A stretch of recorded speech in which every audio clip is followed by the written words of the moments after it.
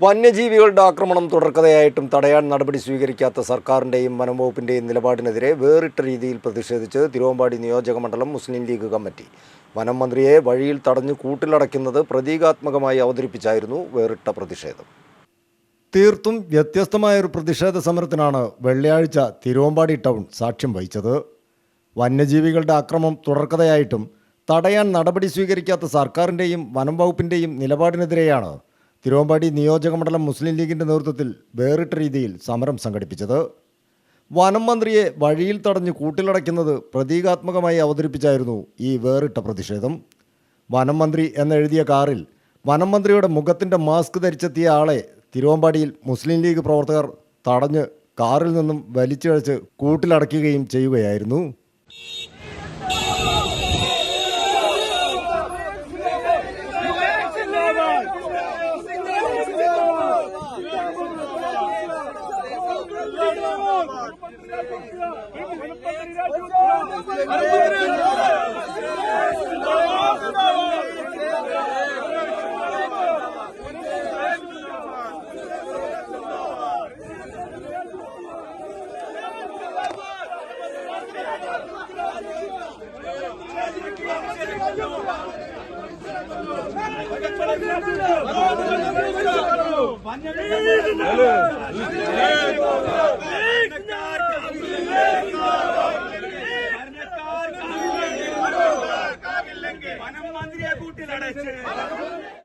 തിരുവമ്പാടി നിയോജകമണ്ഡലത്തിലെ മലയോര മേഖലയിലും മറ്റിടങ്ങളിലും പുലി ഉൾപ്പെടെയുള്ള വന്യജീവികളുടെ സാന്നിധ്യം പൊതുജനത്തെ ഭയപ്പെടുത്തുമ്പോഴും അനങ്ങാപ്പാറ നയമാണ് വനം വകുപ്പും സർക്കാരും സ്വീകരിക്കുന്നതെന്നും വന്യജീവി ആക്രമണം തടയുന്നതിന് ഇലക്ട്രിക് ഫെൻസിംഗ്, കിടങ്ങ് നിർമ്മാണം തുടങ്ങിയ പദ്ധതികളൊന്നും നടപ്പിലാക്കാൻ സർക്കാർ തയ്യാറാകാത്തതുമാണ് വന്യജീവി ആക്രമണം രൂക്ഷമാക്കുന്നതെന്ന് നേതാക്കൾ ആരോപിച്ചു.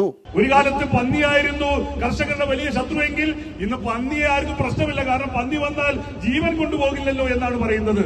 എന്നാൽ എന്താ സംഭവം? ഇന്ന് ആന വന്ന് തിമിർത്താടുകയാണ്, ആന വന്ന് നശിപ്പിച്ചു പോവുകയാണ്, ആന ഇവിടെ താവളമടിച്ചിരിക്കുകയാണ്. അതോടൊപ്പം തന്നെ കടുവയും പുലിയും അതുപോലെയുള്ള വന്യമൃഗങ്ങൾ ഇന്ന് പൂർണ്ണമായും മുക്കം മുനിസിപ്പാലിറ്റിയുടെ ചില മേഖലകളിലെ കണ്ടുകൊണ്ടിരിക്കുകയാണ്. കാരശ്ശേരി പഞ്ചായത്തിൽ നിരന്തരം കാണുന്നു. കോടതി പഞ്ചായത്തിലെ പെരുമ്പൂളയിൽ നിന്ന് കൂലി കൊടുക്കുന്നത് വനംവകുപ്പ് മന്ത്രി വനംവകുപ്പ് കൂട്ടിയെടുത്ത് പിടിച്ചു. അതുപോലെ തന്നെ കോടഞ്ചേരി പഞ്ചായത്തിലെ നീതുഭാഗങ്ങളിൽ, അതുപോലെ തന്നെ പുതുപ്പാടി പഞ്ചായത്തിൽ, എല്ലാ നിയോജകമണ്ഡലത്തിലെ മുഴുവൻ പഞ്ചായത്തുകളിലും ഇന്ന് പുലി സാന്നിധ്യം, കടുവ സാന്നിധ്യം നിത്യസംഭവമാണ്. ഇന്ന് റിപ്പോർട്ട് ചെയ്യപ്പെട്ടാൽ എന്താ സംഭവം? ഇതുപോലൊരു കൂടുമായിട്ട് അവർ കടന്നു വരും.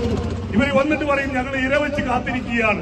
പലപ്പോഴും കൂട് തുറന്നു നോക്കുമ്പോൾ ഇരയുണ്ടാവില്ല. ഇരയില്ലാതെ പുലി കയറിക്കോട്ടെ, കടുവ കയറിക്കോട്ടെ എന്നാ പറയുന്നത്. ഇര പോലും വെക്കാതെ കൂടുമായി നടന്നുകൊണ്ട് സാധാരണ ജനത്തിന്റെ ജീവനും സ്വത്തിനും യാതൊരു വിലയും കൽപ്പിക്കാത്ത വനം വകുപ്പ് മന്ത്രിയെ പ്രതീകാത്മകമായി കൂട്ടിലടക്കാനാണ് നിയോജകമണ്ഡലം തീരുമാനിച്ചത്.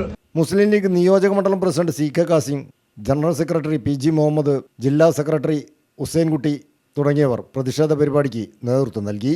ക്യാമറാമാൻ റഫീഖ് തോട്ടുമുക്കത്തോടൊപ്പം വിനോദ് നിസരി, CTV പ്രാദേശിക വാർത്ത.